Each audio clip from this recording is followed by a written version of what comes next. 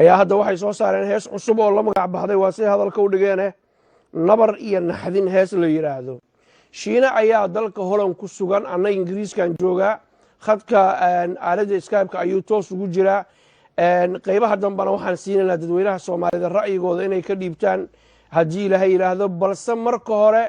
shiina iyara kaadi waxa la isku hayo oo buuqa iyo muranka dhaliyay qayb yar oo kamid ah inuu tusno daawasho wacan no daha no nadafa no daha no nadafa wayaha usum na qoda ya shiyo nacam laha warqada wixii nabadu haysto naxliga kunoosha illa naara mooye tala uma nuglaadaan manana xakuwano dadkoodu ma naxariistaan nabar iyo naxdin nacnac badana naxle iyo nustan naadi ku nooli dudugayna gooyaan oyna nuuga inaba bena dooni mena nololaan jirin nabar iyo naxdin nacnac badana naxle iyo nustan naadi ku nooli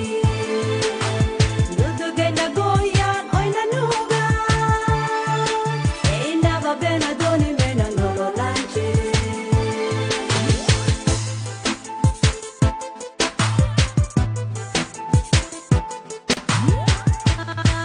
نعب لا ياشيو نعب لها ورفوضة روحي نولولو هايستو سومالي ذا حنافاي نصيب سماية نمعك ما سوينو منع لها نصيبو الكا أبو نجادا نعبر يا نحن نعنع قضنا نحرق يا waa hagaag aad iyo aad baa umahadsantihiin daawadayaal meel kastoo dunida ka joogtaan buuqa iyo yabaqa iyo warar kale isla dhex marayo waxa dhaliyay iyo xasaladda heestaas aad maqlayseen ama se aad aragteen in badan oo idin ka mid ah rikoorka YouTube-ka ayay waxaa la yidhi ilaa iyo haatan hogaaminaysaa dad fara badan ayaa jeclaaday oo heesta ka helay meesha dad fara badanna ay ka biyo diideen oo ay diidan yihiin haddaba intaanaan heesta u gudagelinin markaanaan soo dhoweeye saaxiibkay shiina khiyaar aan na weydiiyo bal taariikh yar oo kooban oo asaga ku saabsan shiina waad imaqashaa waanay aragtaa baan jeclahay wanaagsan waa hagaag horta marka hore intaanaan u gudagelin wax kale shiina oo xaggee ku dhalatay oo kusoo barbaartay oo intaadan fankii sugaanta soo gelinin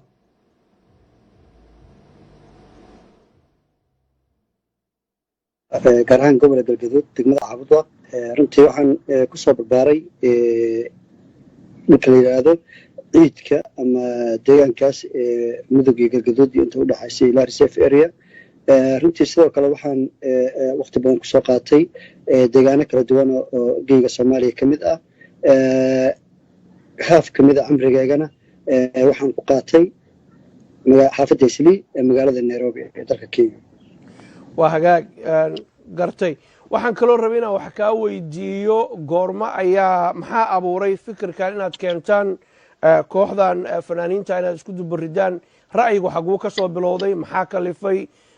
dareenku suu ahaa waayaha hore waayaha cusub waa dhalinyaro isku timid fikirka anigu aan keenay saaxiibo badan oo maanta halkaan uga mahad celinayo oo dunida daafeeda ku kala nool qaarna ila joogaan ila qaateen ila dhiseen xoogooda geliyeen ujeeddada aan u aasaasnayna waan uga mahad celinayaa saaxiibada qaaliga ah walow qaar ka mid a aanu kala aragti duwannahay maantay waana soo dhaweynaya waanu ku tixgelinayaa ujeeddada aan u aasaasnay waayaa cusub waxay ahayd inaanu ummaddanada ku dhiirigelinno ku wacyigelinno ugu hiilinno garabna ugu noqonno si aan ugu tilmaanno ficilada guracan iyo hagardaamada ay wadaan waddamada dariska iyo kuwa shisheeye ee carabta u badan ee maalin walba dalkanaga siday rabaan ka yeela ama boobaya waa gartay dabcan in badan baad fanka iyo sugaanta ka soo shaqaynaysay heeso fara badan soo qaaday hordhaciina waa sheegay hadday ahaan lahayd dagaaladii sokeeye hadday ahaan lahayd ciidamadii qalaad oo dalka soo galay oo adiga iminka afka ku dhuftay oo leh ciidamada qalaadii dowladaha shisheeye ee dalkeena faragelinta ku haya in bulshada soomaaliyeed ay ogaato oo danta guud loo kaco ayaa fankaagii sugaantaada maaragtay qeyb ka ah guddoomiyaha kooxda ayaa tahay dabcan heestan iminka aada u bixiseen waa saad idinku hadalka u dhigteen ee nabad iyo naxdin miraheeda ayaa iskale nabad iyo naxdin wado shiina wado heesta waxaa la yidhahdaa nabar iyo naxdin waxay ka hadlaysaa ficilada guracan caadada u ah ururkan ama xisbigan la diiwaan geliyey lagu dhawaaqay laga guddoomay wiiga ka horreeyey heestii hordhacduna wuxuu soo baxay 2 saac kadib markii ay diiwaan geliyeen ee ku dhawaaqeen lagana aqbalay ujeeddada aan u samaynana waxay ahayd inaanu ku tilmaanno in dalkan uusan istaahilin inay 4 sano oo kale ummadda ay ka khasaariyaan maadaama ay ahaayeen madax lagu hanweynaa aadna aan weliba annaga ugu ololeynay xilliyadii horeeto annaga u arkaynay in rajada ummadda soomaali ay ka muuqato balse taas waa lagu hungoobay waxaana noo muuqatay in aysan mudnayn in 4 sano oo kale loo dhiibo inay dalkan tiradiisa markala hantaan waa dastuuri inaanu ka hor nimaano xisbigooda aragtidanada aanu cabirno waa farqada 18aad ee dastuurka ku meelgaarka ummadda soomaaliyeed in la ilaaliyo waa muqadas xorriyatul qowlka iyo kala aragti duwanaanshaha ujeeddaduna waxay tahay inaanu boromood garayno in ummadda soomaali ay hadli karto aaraadeedu cabiri karno xisbiga ay rabto raaci karno kay rabtana ay diidi karno oo aan lagu qasbin ummadda soomaaliyeed in hal aragti oo hal xisbi ka turjumaysa ay wada qaataan laakiin ujeeddadanadu waxay tahay in ummadda soomaali ayagoo mid ah hal dowlad leh hal maamul leh inay aragti axsaab iyo siyaasad kala duwan ay yeeshaan balse ay midayso qarannimo iyo dowladnimo iyo midnimo ay midayso runtii waxaanu ka digaynaa oo heesaan aan ku sheegayna waxa waaye in ummadda soomaaliyeed aan u iftiimino dacaayad ama naado ururkan ama xisbigan nabar iyo naxdin ay faafiyeen ay ku sheegeen ummadda u sheegeen kana dhaadhiciyeen in nabad iyo nolol ama nabar iyo naxdin ay tahay qarankii astaanta ummadda soomaaliya waa xadgudub laga galay dastuurka ummadda soomaaliyeed kuma qorna qarankanaga xili loo bixiyey oo loo codeeyey ama lagu qoray dastuurka inuu yahay qaranka ummadda soomaaliya nabad iyo nolol waa arrin laga rabo in xildhibaanadu ay ka hadlaan shacabka soomaaliya ay ka dhiidhiyaan ummadda waxaan rabnaa inaan sida heesta ay ka hadashaba aan u iftiimino in nabad iyo nolol iyo qaranka ummadda soomaaliya inay laba kala yihiin nabad iyo nololna ay tahay xisbi ka mid ah axsaabta u tartamaysa in ay xilka qabtaan ee qarannimada ay darawa ka noqdaan waa ayaan daro in maanta qofkii xisbiga aragtidooda diida la caburiyo loo adeegsado canaasiir meel walba laga ololeeyo halo waa ku maqlaa shiina waa ku maqlaa wado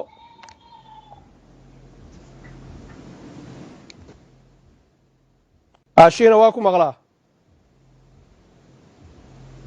shiine halo ma maqlaysaa shiina waa ku maqlaa horey dhamayso insha allah waa ayaan daro in maanta qarankii ummadda soomaaliyeed loo adeegsanayo iyo awooddii loo adeegsanayo in dadkii lagu caburiyo xuquuqda dastuuriga ee farqada 18aad aan loo hoggaansamin annaguna waxaan ka digana waxa waaye dadku inay aragtidooda cabiraan xisbiga nabar iyo naxdin ama nabad iyo nolol sidii hadda dadku kala yaqaanaana dadku aysan ku kadsoomin ay u gartaan inuu qaran ahayna uu yahay xisbi koox gaara danahooda ka turjumaya waa gartay marka hore waxaan jeclaan hoosta ka xariiqo annagu nabad iyo naxdin xisbiga la yidhaahdo universal t v oo naqaanaa ma jiro waa ra'yigaaga waa kugu tixgelinaa xorriyatul qowl weeye waana kugu dhiiragelinayna inaad qowlkaaga iyo xorriyad qowlkaaga aad soo bandhigtay intaa kadib waxaan ku weydiiyey su-aal oona si fiican jawaabteeda u maqlin heestan miraheeda yaa iska lahaa baan ku yidhi goormo ayaysna la curiyey heestan waxaa sameeyey aniga oo ah hal abuurka dhalinta fanaaniinta waayaha cusub runtii una heelan ummaddan inuu xigmadiisa garashadiisa hal abuurnimadiisa ugu deeqo ugu hiiliyo cadowgana uga horeeyo hagardaamada ka ilaaliyo heestan waxaanu samaynay saacado kadib saacad kadib markii ay xisbiga ay diiwaan gashadeen nabadii nolol ama nabar naxdin u kala naqaano runtii xisbiga markii lagu dhawaaqay annagu waxaa noo muuqatay inay dastuuri tahay inaan aragtidanada ummadda u bandhigno si aanu uga orno inaysan mar dambe masiirka dalkan aysan qaban waa gartay marka heestu waa cusub tahay hadda ka hor waxaa jirtay bagekaaga facebooka 17kii bishii abril inaad ku soo qortay xubnaha nabad iyo nolol aad sheegayso iminka nabar iyo naxdin aad u bixisay aad ku ammaanayso ood leedahay maaragtay hiigsi iyo howlkarnimo iyo wanaag baa lagu yaqaanaa maxaa iska bedelashina runtii waxay naga ahayd way jirtaa in xilliyadii horeeto aanu la aragti ahayn sababtoo annagoo aragtidooda aan nala dhacsanayn laakiin ay naga ahayd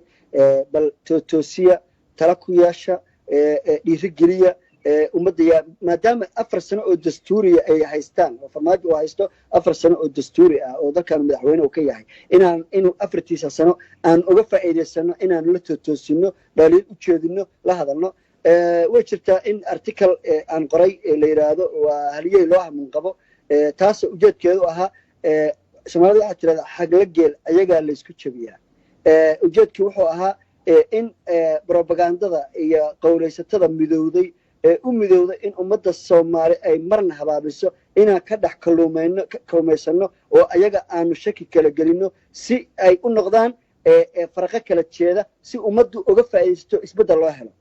waan xafilayaa in meel fiican ay marayso rajada noocaas ah si walba oo cadowga ummadda Soomaali ama maamulada fashilma aan u naafayn karnana waan u naafayn doonaa mana ka hari doonaa